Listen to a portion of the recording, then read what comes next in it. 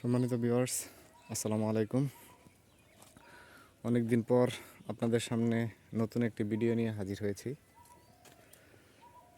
আপনারা ইতিমধ্যে জানেন, আপনারা যারা আমাদের চ্যানেলের শুভানুধ্যায়ী আছেন, আমাদের নিয়মিত ভিডিওগুলো দেখেন, তারা হয়তো জানেন আমরা পোলট্রি সেক্টরে নিয়ে কাজ করি। আমরা হ্যাচারি আছে আমাদের, বাচ্চা উৎপাদন করি। সোনালী সুপার হাইব্রিড, সোনালী ক্লাসিক, ফাউমির বাচ্চা, আমরা টাইগারের বাচ্চা উৎপাদন করে থাকি। তাছাড়া আমাদের কাছে দেশি পিওর বাচ্চাগুলো আছে।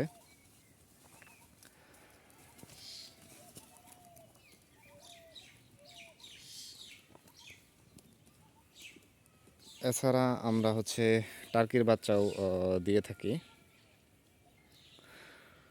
তো ভিউয়ার্স, আজকে আমরা একটা বিষয় নিয়ে আলোচনা করব। সেটা গ্রামীণ পরিবেশে যে আমরা ব্ল্যাক বেঙ্গল ছাগলগুলা পালন করতাম, এই ছাগল সম্পর্কে।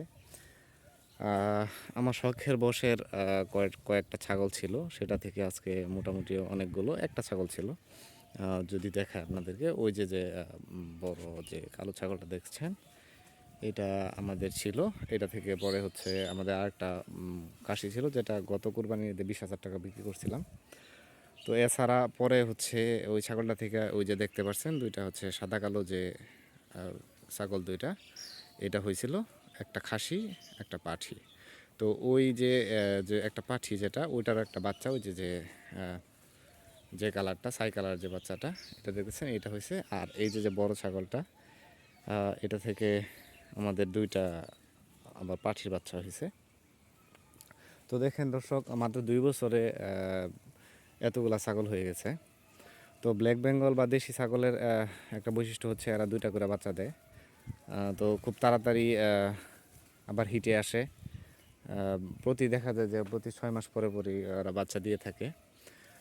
তো মানে আমি এটা থেকে এটা উপলব্ধি করতে পারছি যে না, ব্ল্যাক বেঙ্গল ছাগল যদি কোনো উদ্যোক্তা বা এরা যদি পালন করে, তার যদি ঘাস খাওয়ানোর মতো যথেষ্ট জায়গা থাকে গ্রামীণ পরিবেশে, তো এটা খুবই একটা লাভজনক ব্যবসা হতে পারে।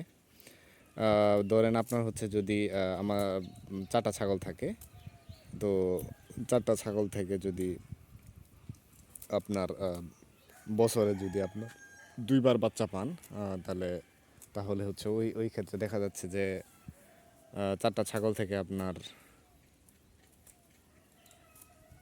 16টা বাচ্চা পাইতেছেন।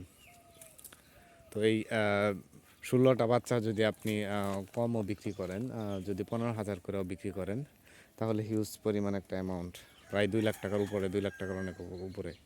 তো এটা আপনার অন্য অন্য কাজের পাশাপাশি যারা মুরগি ফার্ম করেন, মুরগি পালন করতেছেন, তারা সাথে কিছু ছাগল পালন করতে পারেন।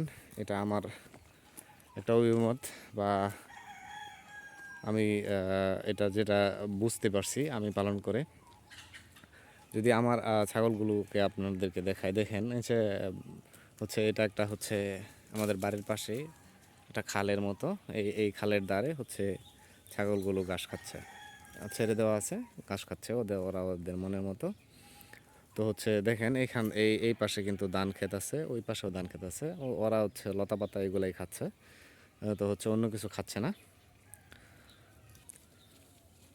এরকম আমরা মাঝে মাঝে ওদেরকে ছেড়ে দিই। তবে ছাগলের একটা বিষয় কি, মানে যদি আপনি একদম সবসময় ছেড়ে রাখেন, তো মানুষের অনেক ক্ষতি করে। তো ওই ক্ষেত্রে এগুলো আপনারা যদি না করে, আপনারা যদি কিছু ঘাস চাষ করেন, এবং কিছু সময় দিনের মধ্যে 2 ঘন্টা সময় যদি ওদেরকে যে সব জায়গায় আগাছা বা এরকম লতাপাতা আছে, ওই জায়গাগুলোতে ছেড়ে রাখেন। তো